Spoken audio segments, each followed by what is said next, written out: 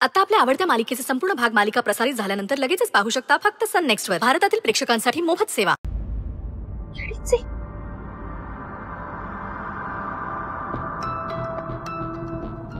कार्तिकी काय म्हणालीस तू? बाळ पडतं पपई खाल्ल्याने. होय अगं अशा काय बघताय? मी काय काही जगावेगळं सांगते का? आमच्या गावाकडं पोटुशी बाईला पपई नाही खाऊन देत. होय ना ग स्वानंदी? नाही तू म्हणतेस ते असेलही बरोबर. ते प्रेग्नंट बाईसाठी ना? होय मग स्वानंदी प्रेग्नंट नाहीये. हो अगं त्यामुळे ती पपई खाऊ शकते. कार्तिकी तू असं का बघतेस? तुला खरंच काहीच माहित नाहीये का? स्वानंदी डोंट टेल मी की तू हिला सांगितलेलं नाहीयेस तू अबॉर्शन केलंयस. काय काय अगं? कार्तिकी स्वानंदीने अबॉर्शन केलंय त्यामुळे ती खाऊ शकते पपई. हे बघ तिने बाळ पाळलंय अगं.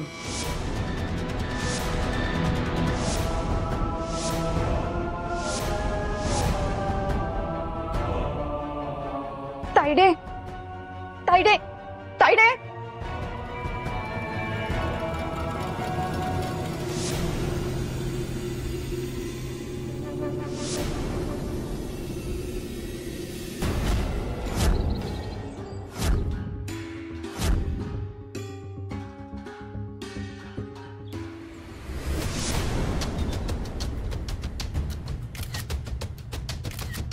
जे काही घडलं ते घडायला नको होतं.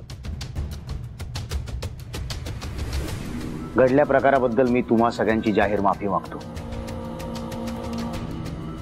I am sorry.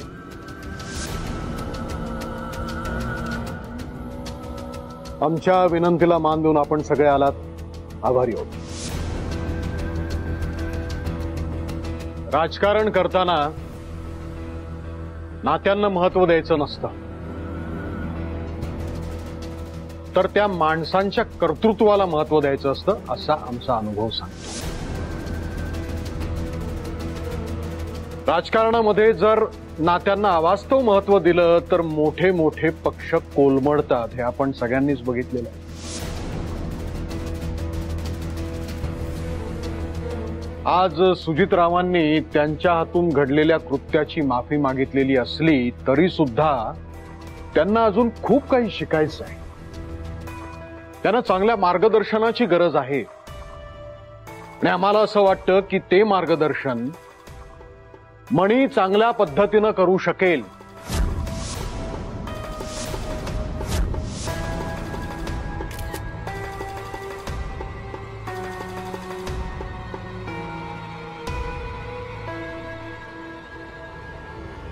आज तुमच्या सगळ्यांच्या समोर माझा राजकीय वारसदार म्हणून मी मणीचं नाव घोषित करतो.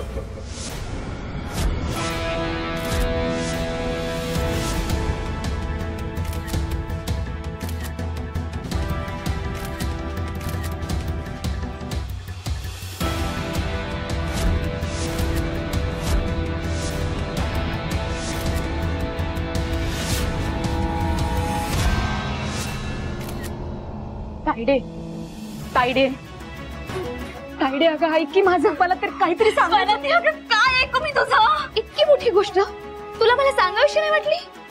इथं मी किती कौतुक करत बसलीये तुझी. तू अगं पण मला काय बोलायचंय ते तरी ऐकून घे. स्वानंदी तुला माहितीये ना इथं येण्यामाग फक्त आणि फक्त कारण म्हणजे तुझं बाळ होतं. तू तर तुझ्या बाळालाच पडून टाकलंस. तुला माहितीये आईला पण वाटत होतं की तू अबॉर्शन करावं म्हणून, पण मी आईला म्हणलेलं की अगं या सगळ्यात त्या बाळाचा काय दोष आहे? आपल्या स्वानंदीच्या तब्येतीचं काय? पण काळजी तर मला एकटीलाच होती ना स्वानंदी. हा, तुला तर मला काही सांगावंसच वाटलं नाही. अगं, किती किती स्वप्न रंगवली होती मी त्या बाळासाठी. असं वाटलं आपल्या आयुष्याची परिस्थितीमुळे वाट लागली, पण त्या बाळाला एक चांगलं आयुष्य जगता यावं त्यासाठी किती काय काय विचार करून ठेवले होते मी. तुला माहिती, अगं त्या सरपंचाने मला घरातून बाहेर काढलं ना, तेव्हा काही नाही, पण तो मोजा आठवणीने सोबत घेतला मी. असं वाटलं या बाळाच्या निमित्तानं आपल्याला आपलं बालपण पुन्हा जगता येईल. पण तू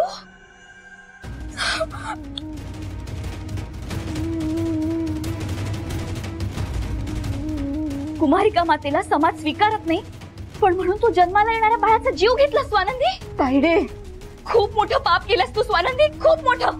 देवी आई तुला याची शिक्षा नक्की देईल. माझा आई, तुला तुझ्या बाळाची शपथ आहे, तिला काही सांगू नकोस. झाली बोलती बंद. अगं, बोलण्यासारखं ऐकण्यासारखं काही ठेवलंच नाहीयेस तू. तुला ना या मुंबईची हवा लागली आहे, हवा. स्वानंदी, तुला ना या बहिणीपेक्षा, आईपेक्षा, त्या बाळापेक्षा स्वतःचा स्वार्थ आणि स्वतःची जिंदगी जास्त महत्वाची आहे. ताईडे, ताईडे,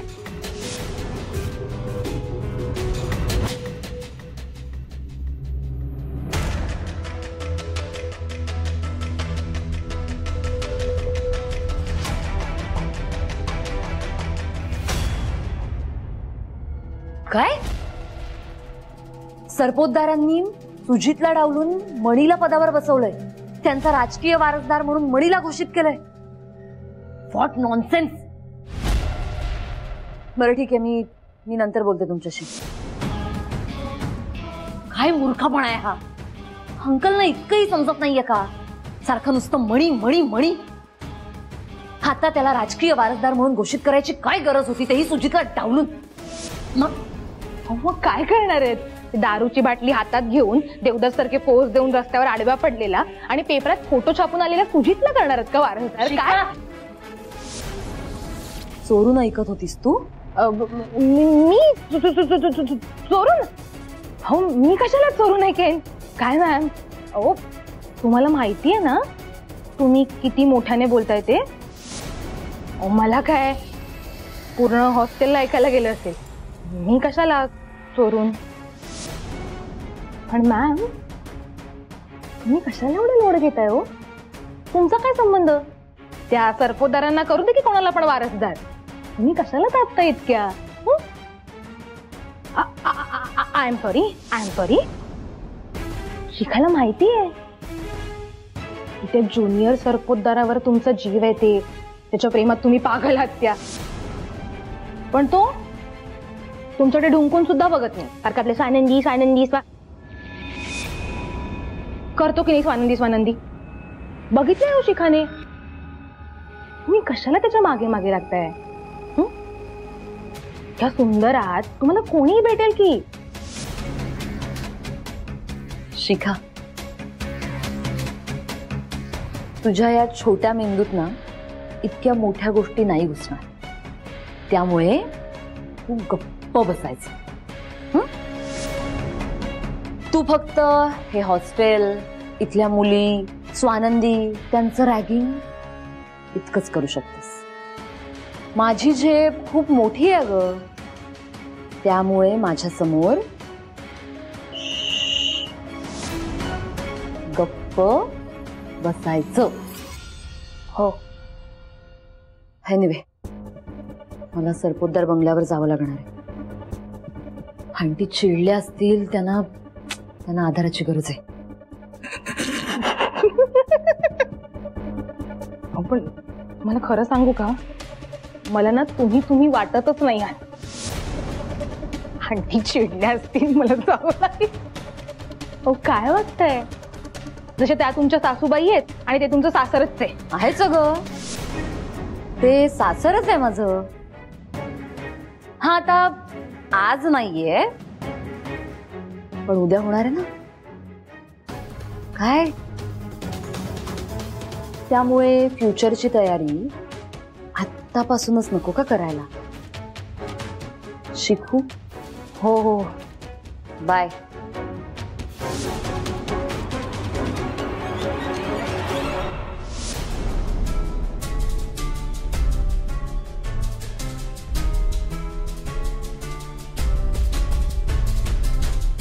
झालं समाधान. शेवटी तुम्ही तुमचा हट्ट पूर्ण केलात. कोण हा लागतो, कोण हा मुलगा तुमचा? मणी, छान झाली ना पत्रकार परिषद. साहेबांनी बराच वेळ दिलाय तुम्हाला सगळ्यांना. हो, आणि खूप दिवसांपासून आम्ही सरांचा वेळ मागत होतो, पण सर सतत दौऱ्यावरच होते. आणि तुम्ही प्रेस कॉन्फरन्स अरेंज करून दिल्यामुळे आम्हाला मन मोकळेपणे गप्पा मारता आल्या. त्यासाठी थँक्यू सो मच सर. हो, थँक्यू काय त्यात. तुम्हाला वेळ देणार नाही तर कोणाला देणार. बरं, बाहेर चहा नाश्ता सगळी सोय झालेली आहे, तेव्हा न खाता पिता जायचं नाहीये. किंवा चला मी तुम्हाला दाखवतो. या प्लीज प्लीज या.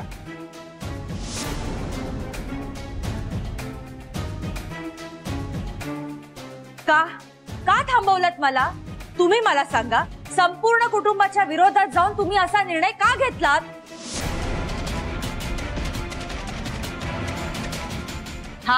हा मणी कोण लागतो तुमचा? देवळात न उचलून आणलेला मुलगा. ह्याची जागा तुम्ही ह्याला देताय? असा मी काय गुन्हा केलाय की माझ्या मुलाला इतकी मोठी शिक्षा देताय? तुमचा मुलगा शालिनी, आपला मुलगा आहे सुजित, हा आपला. काय बोलताय तुम्ही? तोंडाला येईल ते बरळताय. अगं बाई, सुजित नावाचा मुलगा आहे हे तुम्हाला माहितीये? त्याचं नाव माहितीये? मला वाटलं समाजसेवेपायी विसरलात सगळं.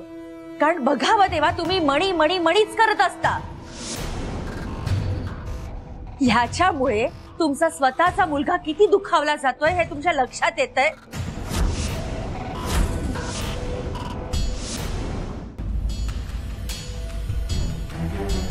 हे बघा, तुम्हाला आणि सुजितरावांना वाईट वाटणं साहजिक आहे, पण माझा नाईलाज आहे.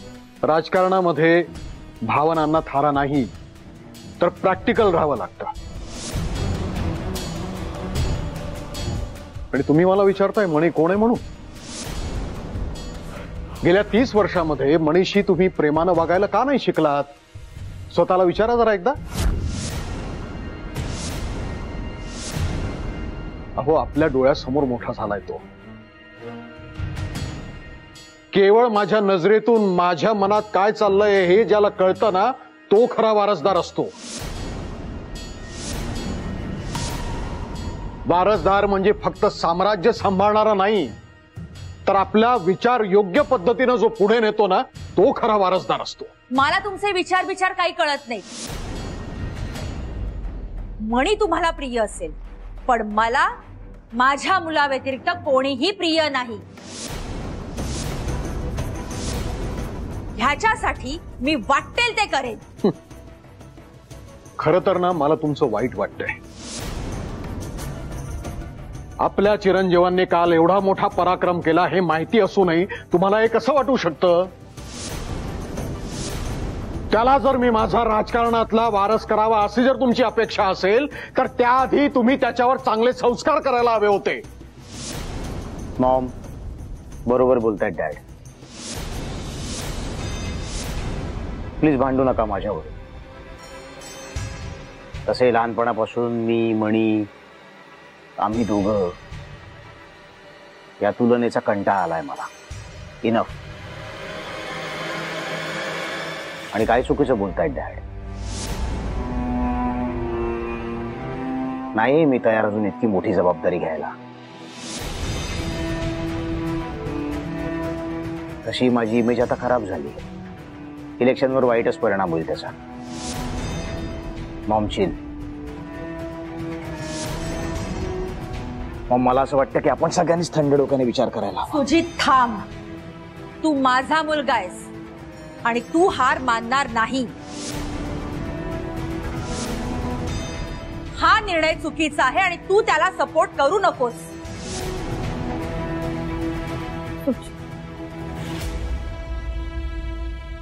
बघितलं, ह्या मणीसाठी तुम्ही पोटच्या पोराला किती दुखावताय ते? तुम्हाला कोणालाही मान्य असो किंवा नसो, माझा निर्णय झालेला आहे.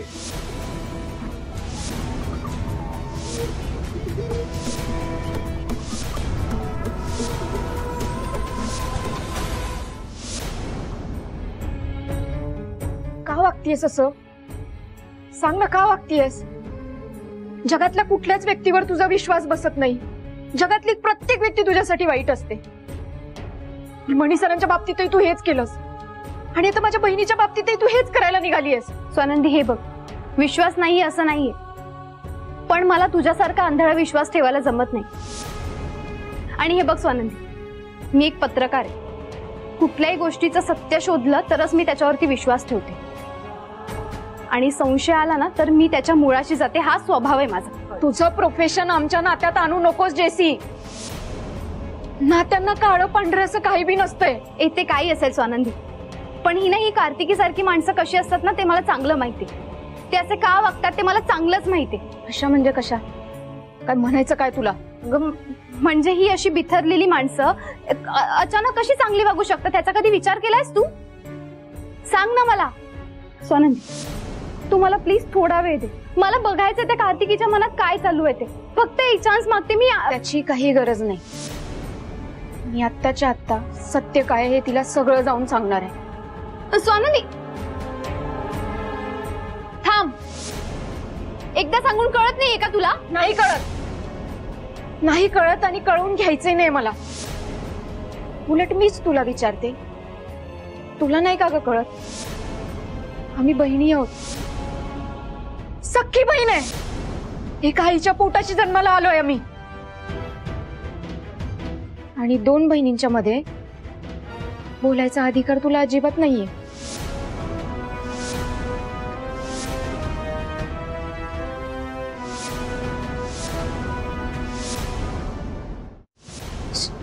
Sorry sorry sorry sorry sorry sorry sorry sorry. मला असं नव्हतं म्हणायचं. खरंच सॉरी. तूही माझ्या बहिणीसारखीच आहे की. म्हणूनच सांगतेय, प्लीज प्लीज माझी कंडिशन समजून घे. एक तर आई गेली आमची. भाऊ जिवंत आहे की नाही ते कुणाला माहिती नाही.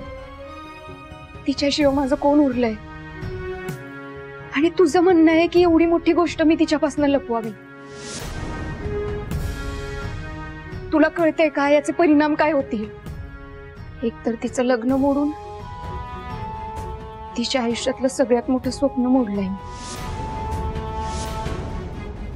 आणि आता बाळासोबत भविष्यात रंगवलेल्या आठवणींचा बंगला बांधलाय तिने. तो कसा मोडू? अगं स्वानंदी, मी तर तुला म्हणतच नाही की तिला सांगू नको. मी म्हणते की थांब, जरा वेळ घे. आपण बघूयात आधी ती कशी वागते ते. मला तिच्यावरती विश्वास बसू दे. आणि या मोठ्या ताईचं ऐकायचंय सा तू? नाहीतर ओरडेन आम्ही तुला. काय रे बाळा, ऐकणार ना तू? हे बघ, तो भित्रास असा कसा लपून ऐकतोय सगळं. फातिमा, घाबरलीस का तू स्वानंदीच्या ओरडण्याने? अगं घाबरतेस कशाला? मैत्रीत एवढं सगळं चालतंच. अगं इकडे. क्या रे तुम दोनों, ऐसा झगड़ा नको करो. मैं ना डर गई थी. तुम दोनों जब हंसी मजाक करते हो ना तो बहुत अच्छे दिखते हो. मुझे लगा था अब तुम दोनों एक दूसरे की जान ले लोगे. हे बेड़ा भाई, ऐसे कैसे जान लेंगे? उलट एकमेकांची जान होता मी. आणि आता तूही आमची जान आहेस. ये इकडं.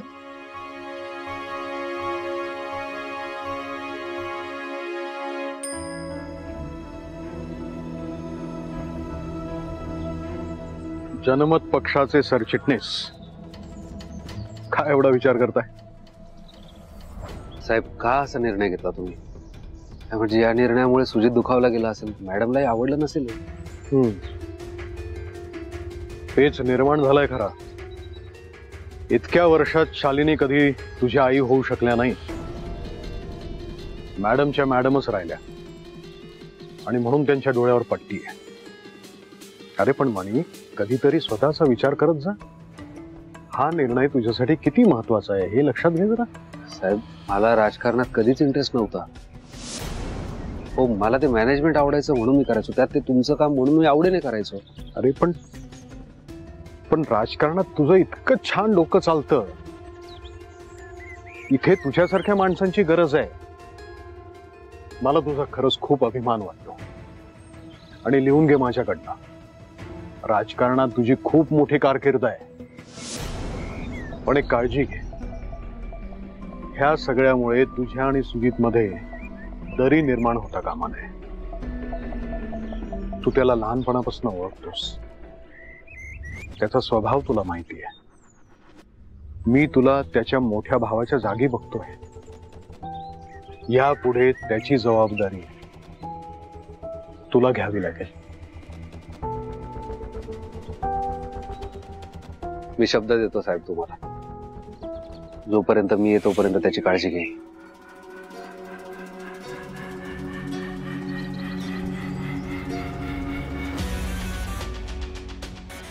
याची मला खात्री होती.